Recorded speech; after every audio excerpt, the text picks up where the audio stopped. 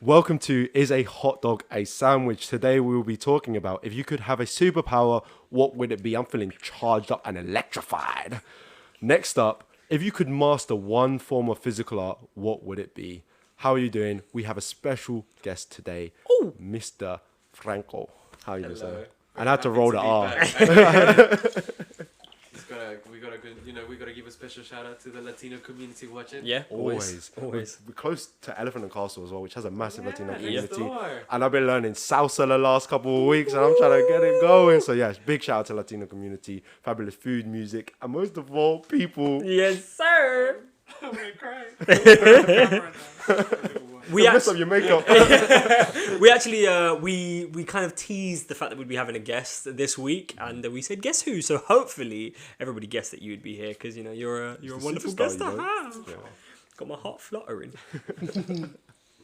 So first up, we will be talking about superheroes. Mm-hmm. Who are you guys' favorite superheroes?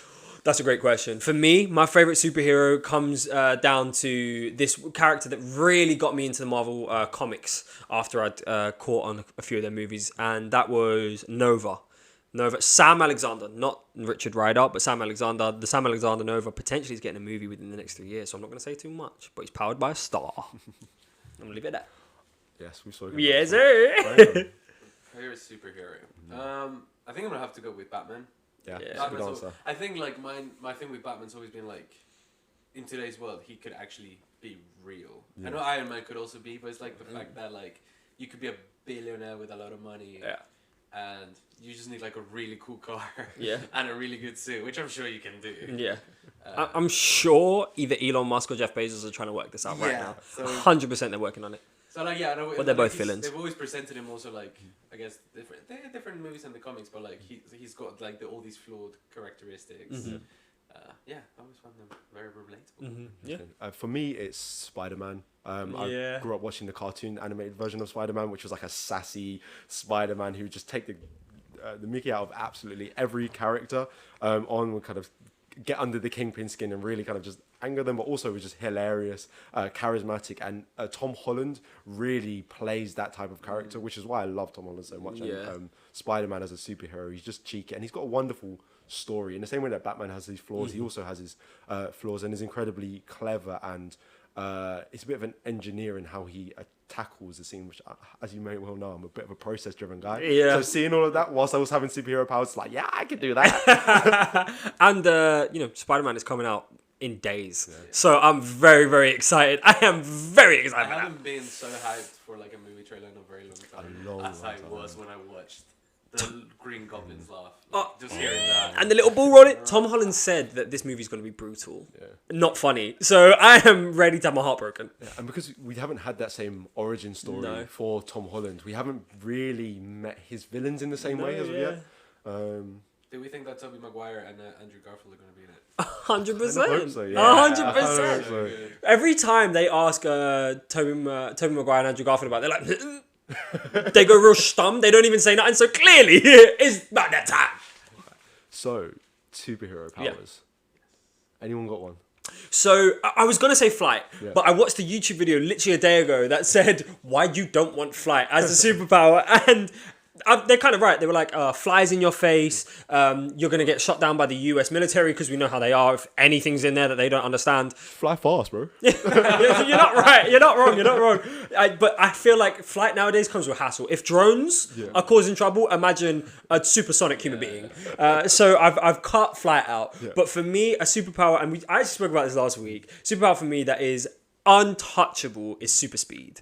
Super speed is a game changer. So why super speed and not super flight? Because the same problems you would encounter, no? I see what you're saying, but for some reason, in the realm of superheroes and comics, I feel like there's a limitation on on the speed of flight. Like the only person I've ever seen be able to fly at the speed of light was Superman. Yeah. And I don't count Superman because that's, for me, is one of the most boring characters of all time. Broken. Yeah. But whereas in super speed, you see the whole point is to get to the speed of light with characters like the Flash, Quicksilver, Atom. Their whole thing is, I'm gonna get to that top speed. So, and also, I'm a massive fan of physics and time travel. Yeah. And there is a theory that says if you can break the speed of light barrier, you should, in theory, be able to travel backwards in time.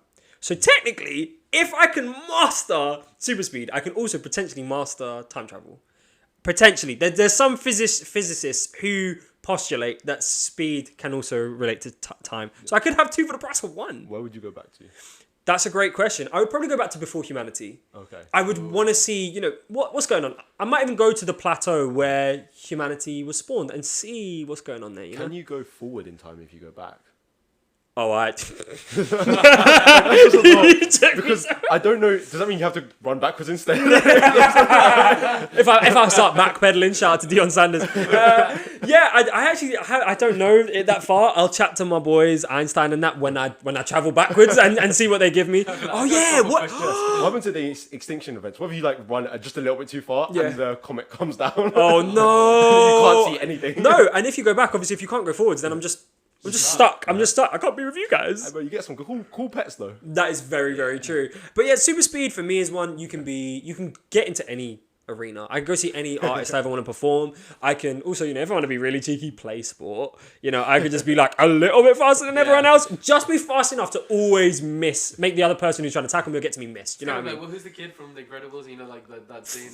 I think his name was Flash as well. I think his name was Flash. Yeah, he's doing that run, and they're like, slow down, no, go quicker. And he's just like, and he's just kind of stuttering back and forth, wait, how fast do I go? Yeah, and so for me, super speed definitely. Okay. So there's been a show that I've watched. It's like a Dungeons and Dragons based show called Fantasy High, and it's fantastic. And I'm completely stealing the idea of this. It's not one of their superpowers, but it's an attribute or a thing, an object that they get given. And this is it's called a coat essentially. But what I'm going to call it is you've got the Infinity Gauntlet, you've got the Infinity Stones. I'm going to call this the Infinity Coat, which is a nice coat that kind of takes whatever form I assume at the time. So if I want to wear a leather jacket or faux leather jacket or a faux fur coat, or just a straight up denim jacket. Essentially, it has, again, as many pockets as I need. And I can reach into this pocket and pull out almost whatever I want. I'm going to put some constraints on it because I don't want to just be I can pull out £1 million at any point. But let's say kind of small to medium things up to a value of 500,000. Yeah. Yeah, just to keep it small. And I would just love to be able to, for example, right now, I would love to be able to pull out a grilled cheese sandwich and just eat a grilled cheese sandwich. Or I forgot someone's birthday. Here you go. I had this one tied up perfectly from last week. And no one will know anything because I'll never tell anyone that this is a magical coat. That's a great power. First of all, I'm hungry now. You really made me want a grilled cheese sandwich. But second of all, that's there's a character in My Hero Academia who can form anything out of her skin cells. And it's a similar power, but she's not as good as it as you're playing. It takes her a while. It's like a 3D printer kind of thing. And you can see the potential is coming. So I would love to see you slowly develop the abilities. So in this fantasy high world as well, it's not really touched on, but I would almost like to see a side story developed where there's people that have been. This was a coat that was previously owned, and it was owned by a demon. And essentially, this demon captured people and souls, and put basically there's a community within this coat. So one of their characters opens up the coat and whispers, and the people are hey, how you doing today? How top of the morning? Top of the morning. And I think that would be an opportunity for another kind of great story. I get sucked into my own coat, and how do I escape the coat? Someone put me on a team. I can write this. Well, you would never get bored as well. You just be whenever you're bored, you're like, hey guys, how's it going? And just have this whole convo at any time. They'd be like, what's the scores? You'd be like, oh, Chelsea won yesterday. You've got this whole thing going on. They all have to be Chelsea fans. Exactly. So just chuck loads of. You know what? You make the jerseys out the coat and chuck them in. Bro, you'll always have the first jersey of the Patriots, Chelsea, whatever, because you just have it coming out in a coat. Whenever you need a quesadilla, just straight up. The possibilities are endless. You want to go on a cruise? No worries. Pull the cruise ship out. You are going to break the world's economy. You know that, right? Just because supply will be endless. You can supply whatever you want. I'll keep it modest. Or don't. Oh, don't. Down with capitalism? Question mark? As modest as £500,000. Yeah. I just want you to have a little Etsy business on the side where you just make pillows or something out of it and just something chill. Yeah. It's relaxing. Isn't it? Yeah. What am I superpower? I I would do teleportation. Ooh. I think one thing I absolutely hate is commuting. Or just like, I love traveling, but I just hate the process of getting from point A to point B. There are some times where the journey is not about the journey; it's about the destination and Yeah, arriving yeah, there. And I completely. And it's just like, obviously, like if I'm doing a road trip with you guys or whatever, but obviously I'm all down for that. But if I'm like, I want to wake up 10 minutes before my shift starts. Yeah. Because we're like, boom. Yeah. And fast forward and I'm 5 minutes. I can't lie, you're a snake. If you can teleport and we're going on holiday, why are you making us get on a road trip? Just take us there, sir. If we've got a beautiful Airbnb, teleport us there, please. I don't want to drive. Run there, bro. Exactly. Yeah, that's not wrong. Just either. put me on your back. I'll carry the gear. Yeah. And we're good to go. Yeah, We should be a superpower I team. mean, you can just take out a super jet from your coat. I don't touch the jets. There's nothing to do with the jets around me or in this space. A rocket? A rocket? A super rocket? Yeah, a super rocket. But not a Houston one. Yeah, Oh, no, no, no we chance, don't do no that. chance. Yeah, we actually form a superpowered superhero team Yeah. and make it into a comic, a movie, and everything. We'll watch that. What? Jed, Ethan, Franco. Shout to Jeff. Shout to Jeff. Team Jeff on the way. He's actually the guest in this. We He's are a the Jeff. deity. we are all. We are Jeff in our hearts. So now we've become a cult superhero. This turned dark real quick, guys. What's going on here? We went from Now a the cult. Avengers to the boys. Yeah. Shout out to the boys. If anybody hasn't seen the boys, I definitely recommend it. If you are 1 over 18 and 2 down with gore, because it is the most graphic, gory TV show I've ever seen. Yeah. So yeah, check it out if you It's the wanna. boys. Yeah. Do it for the boys. What's our next question, E? Moving on from that swiftly.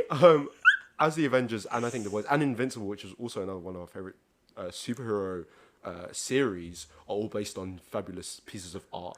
Don't do this again because the transition's got to be smooth. I gotta keep it smooth. I feel it coming. I feel it coming. So comic books, graphic novels, Yeah. literature, paintings. We all love and appreciate art in its various forms and physical art in its various Yeah. forms. And as Jed captures so well, you know what's coming next. We're going to be talking about physical art. And we're going to be talking about if you could master a particular type of physical art, what would it be? Whether you're sculpting, painting, you're mastering watercolors, carving, anything, what would you do?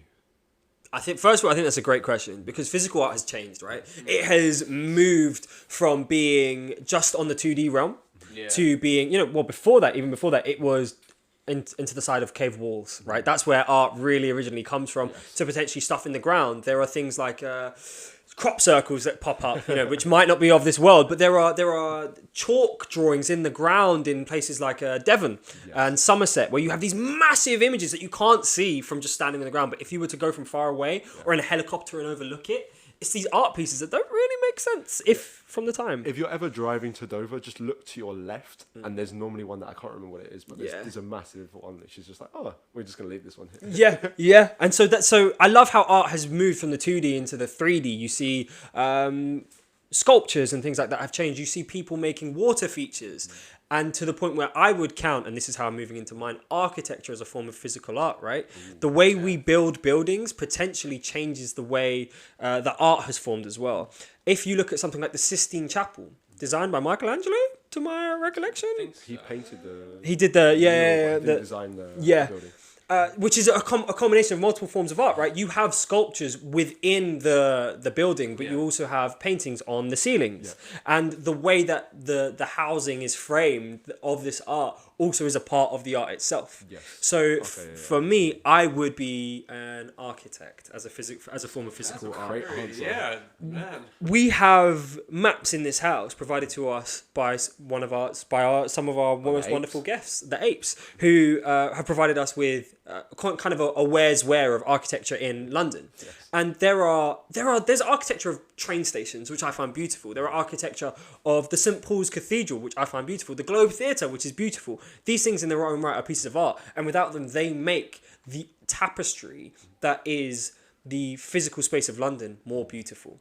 So for me, I'd be an architect because one, that art would last. Yeah. St. Paul's Cathedral been doing it for a couple hundred years now, right?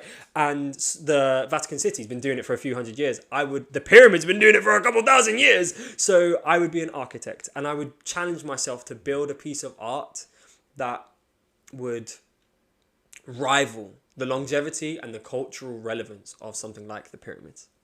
So that's my answer. Architecture. I'm just in awe. I kind of subverted it a little bit, but I'm happy with it. Yeah. In order to create these drawings, you need to have an artistic mind and also a kind of scientific mind to approach and structure these buildings so they stay up. Yeah. Franco. Ooh, so I think I would go a little bit more into the futuristic side of art, and I think jump into this realm that's getting a lot of traction, which is virtual reality. And that is a digital art. A digital. You know, we're gonna make an exception. Art. We're gonna make an exception for our special guest. No, let me go back. You know, I can jump on one. Jump on one. I'll jump in. I thought, I was trying to give like a TED Talk speech. You know what? I'll come back to you. We will come back to the next episode when we talk about digital art. When we next have you on, I I like it. When we next have you on, we'll do a digital art. Yeah. I'll come back. So for me,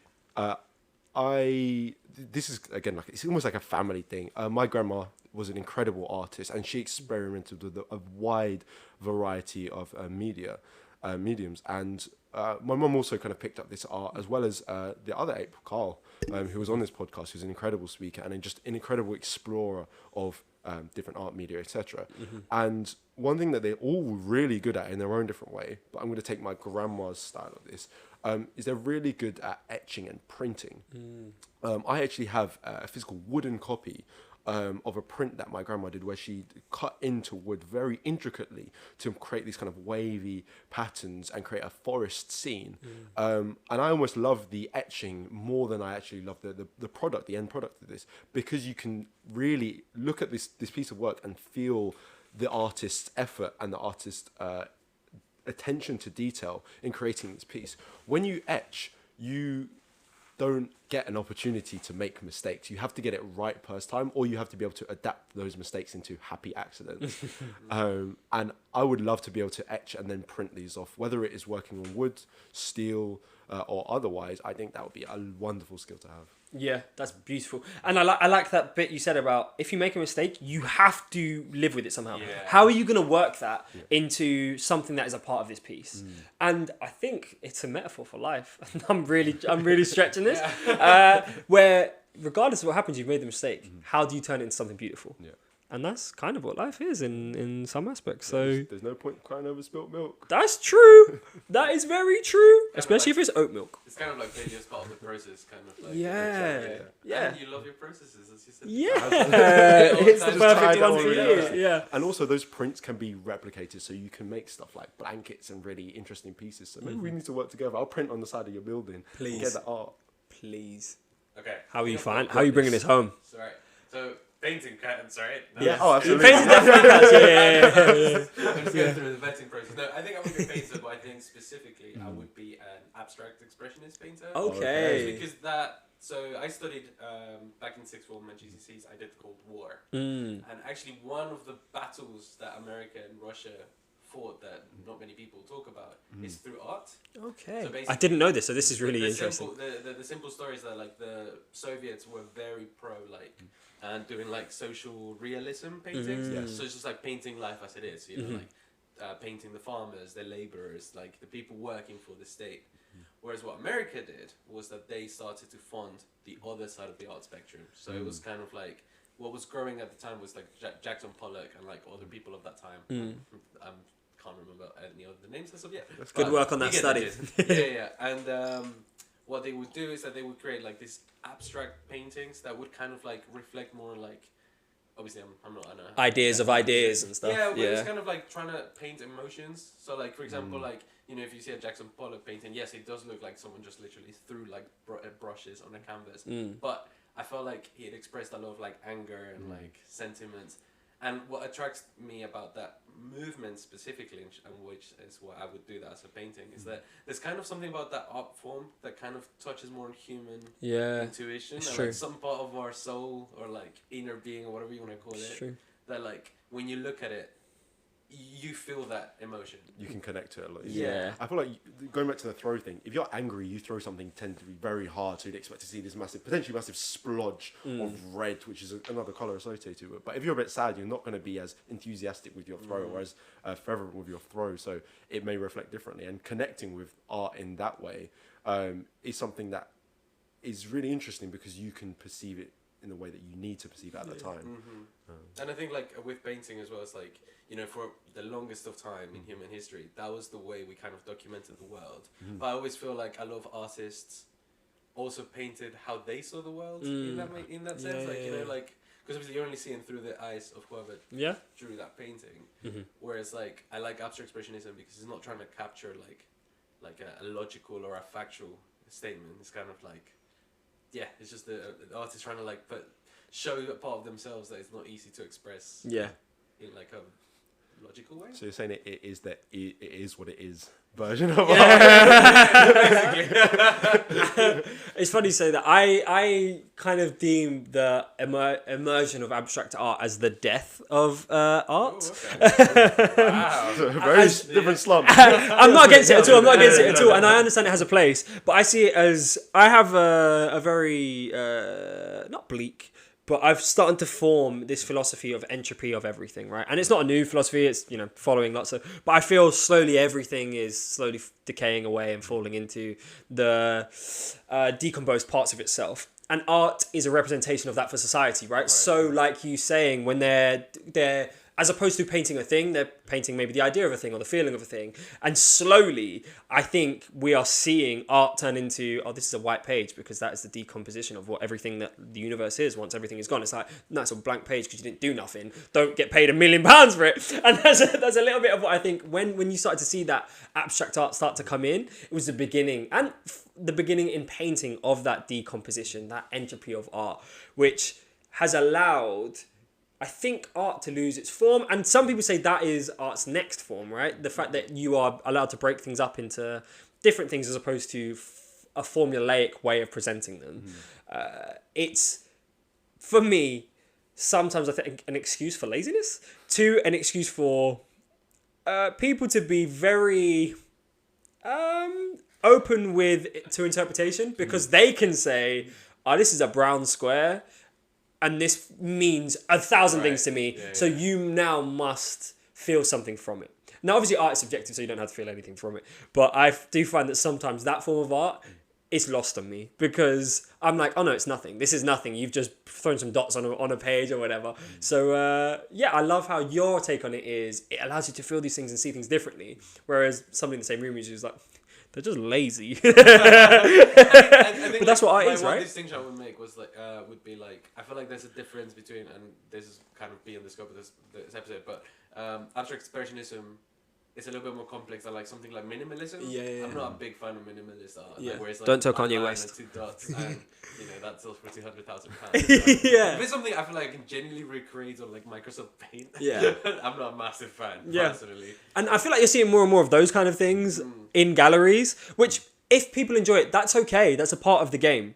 Go on, Ethan. I feel like you're loading up. It almost ties in with like a meme culture. Yes, There was a tweet yes. from like 7 years ago that sold for, I think at the time, £10,000. Yeah. And the tweet was, "This tweet is a piece of art." Yeah. And in and of itself, it's a very obvious statement. Yeah. But it was then made into something where they typed 8, 9, 10 words, and that was it, and that sold. And again, going line and 2 dots, you're potentially not doing a lot. Maybe these people are putting so much thought and effort into it that we can't appreciate through our own lens, but they have, like you say, this essay or this monologue that they might be able to go on if we actually speak to the artist. Yeah. But it is so flexible in interpretation. Yeah. I think what we could do is do a whole other episode on what, from the digital art aspect that we're going to go into the next time we're on here, of what does art mean?